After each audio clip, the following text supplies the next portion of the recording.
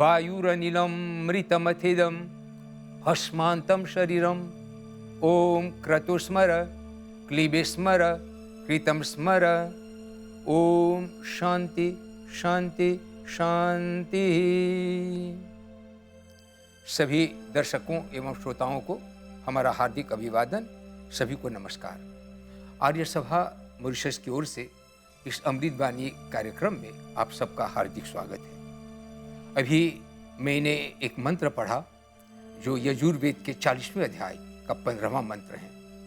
यही मंत्र इस उपनिषद का 17वां मंत्र है और इसी मंत्र का प्रयोग महर्षि स्वामी दयानंद सरस्वती ने अंत्येष्टि संस्कार प्रकरण में जहाँ पर व्याख्या है वहाँ पर इसका प्रयोग किया है। इस मंत्र में विशेष करके मनुष्य के जीवन और मृत्यु के बारे में कुछ चर्चा की गई है जो सभी मनुष्यों के ऊपर लागू होता है। जीवन और मृत्यु की बात जब हम कहते हैं तो उसमें एक बात और आ जाती है, वो है जन्म। जन्म ही न हो तो क्या जीवन क्या होगा, मृत्यु क्या होगी। तो जन्म, जीवन और मृत्यु, ये तीन चीजें परमपिता परमात्मा के संरक्षण उनकी दी हुई ये तीन दिए हुए तत्व है जिनके द्वारा हमारा जीवन चलता है। परंतु आज का जो विषय है, मैं केवल जीवन और मृत्यु से संबंधित कुछ चर्चा हम लोग करेंगे।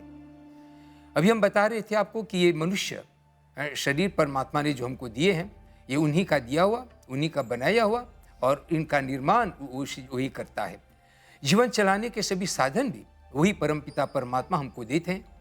जल, वायु, अन्न, इन सब के द्वारा हमारा जीवन चलता है। जीवन काल के अंतर्गत सब अपना अपना कार्य, अपनी गतिविधि चलाते हैं। कोई ये करता है, कोई वो करता है, कोई ये खाता है, कोई वो पीता है, कोई यहाँ रहता है, कोई वहाँ रहता है। परंतु एक बात में विशेषता यह है कि जन्म और मृत्यु सबके लिए परमात्मा ने बराबर निर्धारित किया है। किसी प्रकार का भी व्यक्ति हो, किसी वर्ग का भी हो, किसी भी देश का हो, किसी भी मतांतर का हो, सबका जन्म एक ही प्रकार से होता है। मृत्यु के समय भी शरीर से आत्मा के निकलने की विधि सबकी बराबर होती है। तब परमात्मा जीवन और मृत्यु के संबंध में जो बातें बताते हैं वो सार्वजनिक है, पूरे संसार के सभी मनुष्यों के ऊपर ये लागू होता है। मंत्र में बताया गया है वायुरनिलम, वायु अनिलम। वायु का मतलब प्राण है, प्राण शक्ति जिसको हम लोग आत्मा कहते हैं। अनिलम का मतलब होता है ये अप्राकृतिक है, मतलब कि आत्मा को कोई बनाने वाला नहीं है। ये स्वयं अनादि वस्तु है, अनंत वस्तु है, न कोई इसको बना सकता है, न बिगाड़ सकता है, न इसका जन्म होता है। इसका नाम है अनिलम। इस प्रकार वेदों में हम सब जानते हैं तीन अनादि पदार्थों की व्याख्या आई है, ईश्वर, जीव और प्रकृति। तो यहाँ जीव की बात हम कर रहे हैं, मतलब कि प्रलय के समय भी जीव उपस्थित रहता है, जीवन काल में सृष्टि के समय भी जीव उपस्थित रहता है, ये कभी मिटने वाला नहीं है। तब इसी के बारे में परमात्मा ने विशेष बातें बताई है कि ये जीवन काल का एक समय आएगा जब इसका अंत हो जाएगा, मतलब कि शरीर से आत्मा अलग हो जाएगी और उसका नाम ही जो क्या है, मृत्यु होगी। इसमें विशेष ये बात जाननी आवश्यक है कि शरीर का निर्माण जिसके भीतर आत्मा रहती है, जिसके द्वारा हम अपनी सारी गतिविधियां, सारे कार्य करते हैं, इसका निर्माण परमात्मा ने 5 प्राकृतिक तत्वों से उन्होंने किया है। इसमें अग्नि है, वायु है, जल है, पृथ्वी और आकाश। इन सब के सम्मिश्रण से परमात्मा ने शरीर का निर्माण किया है। वेद के कई मंत्रों में संकेत है कि इस प्रकार के शरीर का निर्माण ईश्वर के अलावा किसी भी प्राणी में यह सामर्थ्य नहीं है कि इस प्रकार का एक शरीर बनावे। बाहरी जो इंद्रियां हैं, हाथ, पैर, नाक, कान, मुंह आदि, फिर आंतरिक इंद्रियां हैं, ये सब के सब जो कि केवल परमात्मा की बनाई हुए हैं। जब परमात्मा ने ये बनाया, जीवन हमको दिया, तो पूरे शरीर जीवन का अधिकार परमात्मा ही के ऊपर है। वही सबका मालिक है, उन्हीं के नियंत्रण में हम रहते हैं और उन्हीं का नियम हम प्रयोग करना चाहिए, उसी के नियम के अनुकूल हमें चलना चाहिए। यहाँ पर परमात्मा संकेत करते हैं कि उन्होंने जब शरीर का निर्माण किया 5 तत्वों से, इसका नाम है पंचीकरण, fusion of soul of the different parts of the nature, इससे मनुष्य का शरीर बना, जो कोई नहीं कर सकता है। लेकिन जिस समय शरीर से आत्मा निकल जावे, तब हम चलें देखें उसकी क्या गति करनी चाहिए। तो अभी मैं आपको बता रहा था कि आत्मा वो अनिलम, मतलब कि वो प्राकृतिक नहीं है, न कोई इसको बना सकता है। और दूसरी बात, आत्मा के लिए मंत्र में कहा गया है अमर है, ये कभी मरता नहीं है और न जन्म लेता है। परंतु शरीर के लिए क्या कहा गया है? भस्मांतम शरीरम मंत्र में आया है। शरीर नश्वर है, आत्मा के निकल जाने के बाद ये गतिहीन हो जाता है। जो 5 तत्वों से ये शरीर बना है, ये यहीं रह जाता है, केवल आत्मा चली जाती है। तब इसके लिए हमको क्या करना है? मंत्र में परमात्मा कहते हैं भस्म कर देना, इसको श्मशान ले जाना है और वहां पर अंत्येष्टि संस्कार के माध्यम से शरीर को भस्म करना। प्रिय परिवारगण, ऋग्वेद में अनेक मंत्र पाए जाते हैं जहां पर शरीर को भस्म करने की बात आई है। वहां पर श्मशान की बात है, चिता की बात है, चिता की अग्नि की बात है।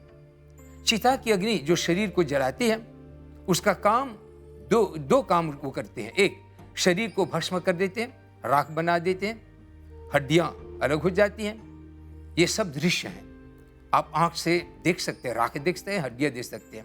लेकिन मुख्य कार्य इस अग्नि का, ये 5 तत्व जिसे परमात्मा ने मनुष्य का शरीर बनाया है, उनका विच्छेद करना, उनको अलग करना। जो भाग हैं पृथ्वी का, पृथ्वी में जावे, अग्नि अग्नि में जावे, जल जल में जावे, आकाश आकाश में जावे, वायु वायु में जावे।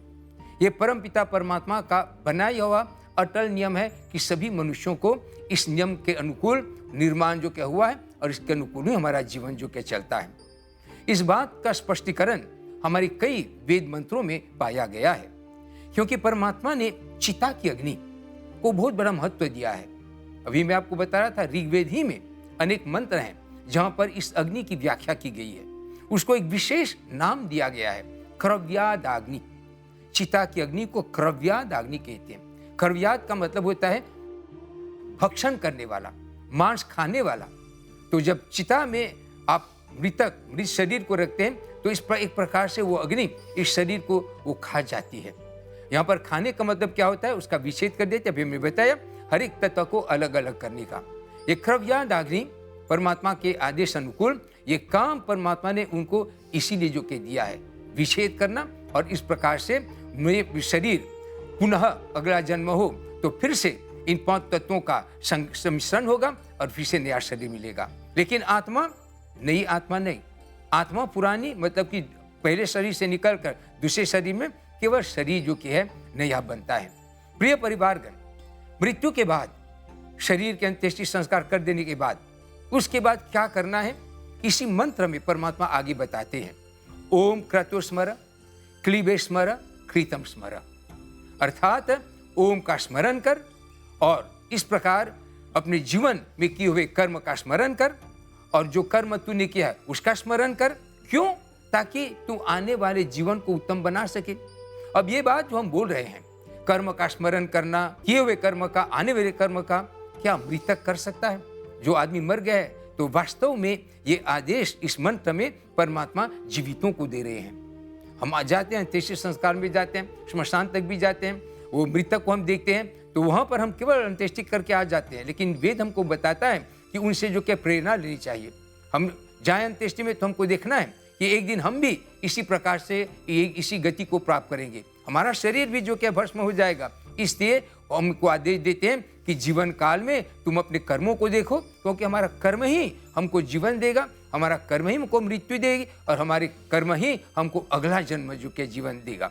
तो इसलिए प्रिय परिवारजन, इस मंत्र के द्वारा परमात्मा बताते हैं कि अपने जीवन की तैयारी मनुष्य को स्वयं करना होता है, और वो तैयारी हमारे कर्मों के आधार पर होती है। उसी के आधार पर हमारा जीवन जो के चलेगा और इस प्रकार हम आत्मा को उत्कृष्ट बना सकते हैं। इन बातों को न जानने के कारण हम भ्रम में रहते हैं, सोचते हैं कि आत्मा यहीं पर रहती है, उसका जो क्या है किसी प्रकार से अन्य गति जो कि नहीं होती है। ये सब गलत फहमी लोगों के, जबकि वेद ने स्पष्ट समझा दिया कि शरीर भस्म हो जावे, आत्मा नया शरीर प्राप्त करे।